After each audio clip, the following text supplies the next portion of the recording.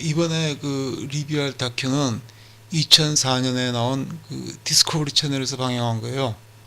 어, 100가지 위대한 발견이라는 프로그램인데 이 프로그램을 그 빌라이라는 사람이 제작했어요.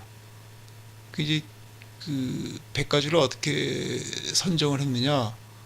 어, 일단은 그 8가지 부분으로 나눠가지고 각 부분에서 한 12가지 내지 13가지 정도를 선정을 하면은 100가지가 나오겠죠. 그래서 100가지를 선정한 다음에 또 1위에서 10위까지 선정을 다시 한 거예요. 그러니까 이제 8가지 부분에다가 하나 더 하니까 총 9개 부분으로 해갖고 9편으로 해갖고 제작이 된 거죠. 그 이제 8가지 부분이 어떤 거냐? 고등학교 때 우리가 그 과학 시간에 배운 그 물리화학, 생물지학이라고 하잖아요. 그 4가지에다가 천문학, 그 다음에 진화, 유전학, 의학 이렇게 4개를 더해가지고 8개 부분에 선정을 한 거죠.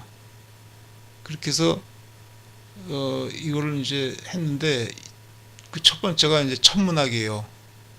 첫 번째 리뷰할 다큐가 천문학에 대한 건데 천문학은 이제 그 첫 번째가 13가지가 선정이 됐어요. 그 중에서 첫 번째가 그 천동설입니다. 근데 천동설을 선정을 하면은 좀 이상한 게 천동설이 우리가 지금 틀린 거로 알고 있는데 천동설이 왜 어떻게 선정이 되느냐. 그 천동설이 선정된 이유는 옛날에는 그 태양을 태양신으로 떠받들고 그랬잖아요. 미신을 믿던 시대인데 처음으로 이 어떤 그 하늘에 패턴을 따라 움직이는 별이 있다. 이런 거를 이제 이해하게 된 거예요. 단지 이제 이거를 지구를 중심으로 해서 이제 이해하고자 한 거죠. 그래서 틀렸던 거죠. 하지만 어쨌든 이거를 과학적인 방법으로 이해를 하려고 했다는 거. 그래서 이게 이제 선정이 됐다는 얘기죠. 그 여기 보면은 그림을 보면은 이 지오센트리즘이라는 게 그 지구가 중심이니까 이게 천동설이죠. 그 다음에 왼쪽에 헬리오센트리즘이라는 게 태양이 중심이기 때문에 이게 이제 지동설이 되는 건데 이렇게 해서 어쨌든 과학적으로 이걸 이해하려고 틀렸지만 그래서 천동설이 선정이 된 거고 두 번째는 천동설을 이제 그 거부하고 나온 지동설이 이제 두 번째 뽑힌 거죠. 그 이제 코페르니쿠스가 지구가 아닌 태양을 태양계 중심에 위치시킨 거죠. 이거를 코페르니쿠스가 이거를 그 발견을 해가지고 책을 쓴 다음에 자기가 죽을 때 출간을 하도록 했다 그래요. 워낙 그 시대적 배경이 살벌했기 때문에 그래서 그게 두 번째 뽑힌 거고 세 번째 행성 궤도는 타원형이다. 이게 이제 1605년에 그 케플러가 이걸 그 주장을 했다고 하는데 그때 이미 그 태양이 중심이다. 태양이 중심이니까 이제 태양을 두는 그 행성들이 있다는 걸 이제 얘기를 한 거 아니에요. 그래가지고 그 타원형 이게 그 당시는 다 이게 원운동으로 생각을 했었는데 이게 타원이다. 그 타원형계에 대해서 그 행성의 운동이 그 케플러 법칙이라는 게 있잖아요. 그 면적이 같다는 거. 그 태양에서 가까울 때는 빨리 돌고 태양에서 멀 때는 이제 천천히 돈다는 거. 그 케플러 법칙이라는 걸 이제 한 거죠. 이미 어쨌든 그때 이미 다 지동설이 맞는다는 걸 다 알고 있었던 거죠. 그 다음에 네 번째는 그 목성에 달이 있다는 걸 발견한 그 갈릴레오 갈릴레이 발견이죠. 그 이 갈릴레오가 그 스스로 그 저기 망원경을 만들어 가지고 밤낮 관찰을 한 거죠. 달도 관찰하고 뭐 금성 뭐 수성 다 관찰을 했는데 목성을 관찰하면서 그 아주 꼼꼼하게 기록한 게 있죠. 날짜별로. 요게 이제 요 사진이 갈릴레오가 직접 그 기록했던 그 사진이죠. 여기서 이제 동그란 게 목성이고 그 별표가 그 위성이죠. 위성이 어떤 때는 뭐 3개만 그려지고 어떤 때는 뭐 2개, 4개가 이제 그래. 4개가 바로 그 저기 아이오, 유로파, 가니메데, 칼리스토 네 개죠. 그 네 개를 그려가지고 요게 왔다 갔다 하면서 그 목성 주변을 떠나질 않는 거예요. 그래서 요 목성의 위성이라는 걸 이제 발견하게 된 거죠. 깨닫게 된 거죠, 갈릴레이가. 그 갈릴레이는 그래가지고 지구도 그런 식으로 태양을 돌 거다 이렇게 이제 얘기를 한 거죠. 그 지동설을 또 주장한 거죠. 즉 이제 프톨레마이오스가 틀렸고 코페르니쿠스가 옳다라는 걸 이제 증명하게 된 거죠. 이게 네 번째고, 다섯 번째는 헨리의 성이죠. 그 헨리의 성이 그 과거의 자료를 꼼꼼하게 이제 조사를 하다가 어떤 그 해성이 그 정기적으로 돌아온다는 걸 깨닫게 된 거죠. 그 세 개를 꼽았는데 그 세 개가 결국 나중에 보니까 같은 거였다는 얘기죠. 그 헨리의 이름을 따갖고 헨리의 성, 그게 76년 만에 돌아온다는 거, 이걸 이제 예측을 한 거죠.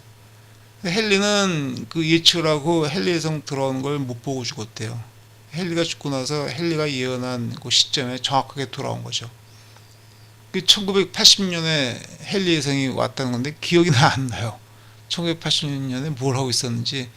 헨리의 성이 왔을 때 그 기억이 잘 나지 않아요. 1980년에 왔으니까 앞으로 언제 옵니까? 저기다 70년을 더하면은 2062년 1년에 오나요? 요게 이제 바로 그거 2061년 2월 달에 온다고 돼 있네요. 여기 사진에. 요게 이제 다섯 번째 발견이고, 여섯 번째는 이제 그 윌리엄 허셀이라는 사람이 원래는 음악가였다 그러더라고요. 음악가였는데 그 별을 관찰하는 걸 좋아해가지고 스스로 별을 관찰하기 위해서 망원경을 제작을 한 거죠. 그러니까 나중에 망원경 제작자가 된 거예요. 자기가 직접 제작을 해서 자기네 집 옥상에다가 천문대를 설치하고 밤마다 올라가고 관찰을 한 거죠. 그 여동생도 그걸 좋아해가지고 여동생이 같이 올라가가지고 여동생은 기록을 했대요. 기록을 해가지고 그 당시 그 윌리엄 허셀이 천왕성도 발견을 했다 그러죠. 천왕성 발견한 사람이 윌리엄 허셀이죠. 그래가지고 그 올라가서 천체 지도를 그린 거죠. 천체 지도를 그려갖고 보니까 우리 태양계가 은하수라고 불리는 중심에 부풀어 오른 거대한 별들의 원반에 있다는 거, 이걸 이제 증명했다는 거죠. 이게 이제 여섯 번째고, 일곱 번째는 그 유명한 아인슈타인의 일반 상대성 이론이죠. 그 아인슈타인은 태양처럼 큰 질량은 공간을 휘게한다는 상대성 이론을 발표한 거죠. 그러니까 태양이 주변의 공간을 휘어놨다는 얘기죠. 그림에 보듯이. 그리고 빛이 태양 근처로 오게 되면 태양이 그 공간을 휘어놨기 때문에 빛도 공간을 따라오니까 그 공간을 따라서 빛도 휜다는 거죠. 그래서 이걸 그 예언을 했어요. 빛이 휜다는 거. 이걸 이제 일식 때 1919년 일식 때 그 에딩턴 경이 이걸 입증을 한 건데, 이게 뭐냐면 이 그림을 보면 왼쪽에 보면은 그 지구가 태양 앞에 있죠. 태양이 지구 뒤에 있잖아요. 이때는 이 별을 보면 이 별이 제 위치입니다. 이게 정확하게 별의 위치예요. 방해를 안 받으니까. 근데 지구가 태양 공전을 해갖고 태양 뒤로 오는 거죠. 오른쪽에 태양 뒤로 오면은 태양이 그 별을 막고 있기 때문에 별이 안 보이죠. 별이 안 보이고 일식할 때만 일식일 때 관찰을 할 수 있는 거예요. 관측을. 그래서 그 일식일 때 관측을 해보면은 별들이 태양을 통해서 오기 때문에 휠 거다. 태양이 공간을 휘어놨기 때문에 별들도 그 별의 별빛이 휘어가지고 다른 위치에 있는 걸로 보일 거다. 그렇게 예언을 한 거죠. 그 에딩턴 경이 해보니까 정말 별의 위치가 다른 곳에 있는 걸로 나타난 거죠. 그 이제 이게 별빛이 휘는구나, 공간이 휘었구나 라는 게 이제 입증이 됐다는 얘기죠. 그리고 여덟 번째는 그 에드윈 허블이 그 우주가 팽창하고 있다라는 걸 이제 한 거죠. 이게 이제 결국은 적색편인데, 도플러 효과에 의한 적색편에 의해서 빛이 멀어져 가면 적색편이가 생긴다는 거죠. 모든 별이 적색편이가 되니까 우주가 팽창하고 있다. 이걸 이제 발견한 게 여덟 번째라는 얘기죠. 그 다음에 아홉 번째는 전파 천문학이라는 건데, 이게 이제 벨 연구소에서 발견한 거죠. 칼얀스키가 그 벨 연구소에서 전파 방해를 그 연구하라는 그 임무를 받았는데, 이걸 이제 연구하다가 은하수 중심 블랙홀에서 전파 방출을 이제 발견을 한 거죠. 이게 그 천문학이라는 게 원래 망원경으로 보는 거잖아요. 전파는 그 보이는 게 아닌데, 그 보이는 게 아니지만 우주를 관찰할 수 있다. 그래서 전파 천문학이라는 걸 이제 창시하게 된 거죠. 그리고 이제 열 번째도 이게 벨 연구소에서 나온 거예요. 그 우주 전자파 배경 복사라고 그래가지고, 그 원래 그 벨 연구소에서 초단파 안테나가 있었는데, 이걸 이제 폐기하려고 하다가, 이걸 이용하려면 한번 이용을 해봐라 해서, 그 아로노 펜지아랑 로버트 윌슨이라는 그 사람이 복사선을 관찰하려고 이 폐기하려는 초단파 안테나를 이용한 거죠. 그렇게 이용하다가 빅뱅의 장강으로 추정되는 복사를 발견한 거죠. 이게 그 우리가 그 라디오가 주파수가 안 맞으면 그 칙 소리가 나죠. 바로 그 소리를 얘기하는 거예요. TV도 마찬가지고, TV도 주파수가 안 맞으면은 막 그냥 그 흑백이 막 전멸하잖아요. 막 전멸하면서 치직 소리가 나면서, 바로 그게 그 소리가 이 빅뱅의 장광이라는 거예요. 그 빅뱅을 주장하는 학자들이 그런 게 있을 거라고 예언을 했는데, 이제 이 아로노 펜지아랑 로버트 윌슨이 이제 그거를 이제 우연치 않게 발견을 했다는 얘기죠. 이게 이제 열 번째고, 그 다음에 이제 11번째는 감마선을 이제 그 잡아낸 거죠. 감마선 폭발을 잡아낸 건데, 이것도 우연치 않게 이게 잡아낸 거죠. 왜냐하면 이게 원래 핵실험을 하면은 감마선이 발생을 하는데, 소련이 미국이랑 그 협약을 위반해 갖고 핵실험을 자꾸 하니까, 소련이 그 핵실험을 잡아내려고, 그래서 이거를 감마선을 감지하는 걸 만들었는데, 이 감마선이 포착은 되는데, 원래 그 초신성 외에 다른 곳에서 나온 감마선이 포착돼서 20년 동안 몰랐다는 거예요. 그래서 왜 감마선이 어디서 포착되는지. 그래갖고 그 순간 폭발 그 감지할 수 있는 망원경을 만들어갖고 이걸 포착을 해보니까 120억 년 떨어진 은하에서 온다는 거였죠. 우리가 알 수 없는 것들의 존재가 뭔가 있구나. 이게 블랙홀이나 펄서나 케이사 이런 것들에서 이 감마선이 나온다는 거였죠. 이 저기 펄서를 맥동선이라고 하잖아요. 펄서의 그 모형인데, 하여튼 그 뭐 멋있게 하나 만들어놨네요.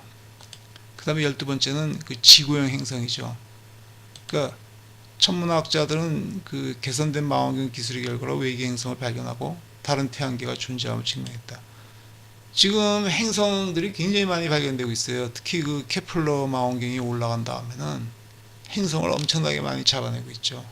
그 중에서 이제 지구형 행성이 있다는 걸 이제 알 수가 있죠. 그 지구 행성이 왜 중요하냐? 생명체가 있느냐? 이걸 이제 알아보기 위한 거죠.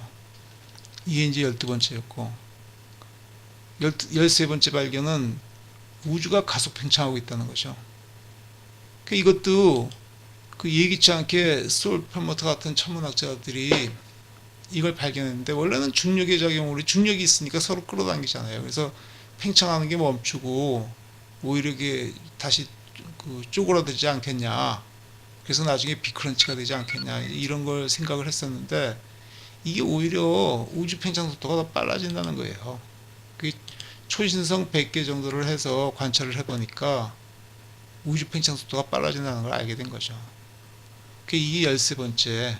그렇게 해갖고 천문학에서 13개의 그 위대한 발견이 선정이 된 거죠. 이렇게.